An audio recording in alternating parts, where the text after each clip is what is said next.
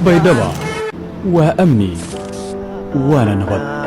miyaad beeled ka dhaaftaa dhulka kale u badan tahay baydhaba. halkan waa goobtaan ka degganahay magaalada baydhaba. xilligu waa xilli roobaad, goorsheegtuna waxay maraysaa abbaara kowdii habeennimo. waa xilli ay magaaladu ku jirto xilliyada ay ugu qabowdahay. waxaa safarkan igu weheliya asxaabaad u qiimo badan.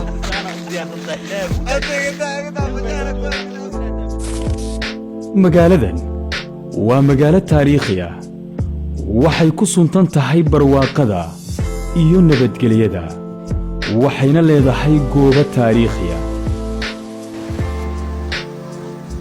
dadka ku nool magaaladan waa dad xoolo dhaqato ah, sidoo kalena ku tiirsan wax soo saarka beeraha. intaad joogtid baydhaba waxaad dareemaysaa amni, xasillooni iyo cadaalad.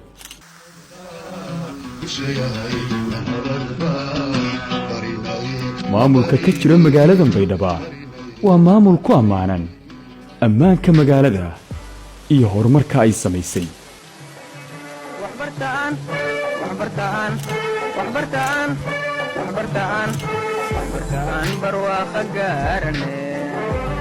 waxaana dadku ay u arkaan in buddigu u yahay, kuna ammaanayaan madaxweyne cabdicasiis laftagareen.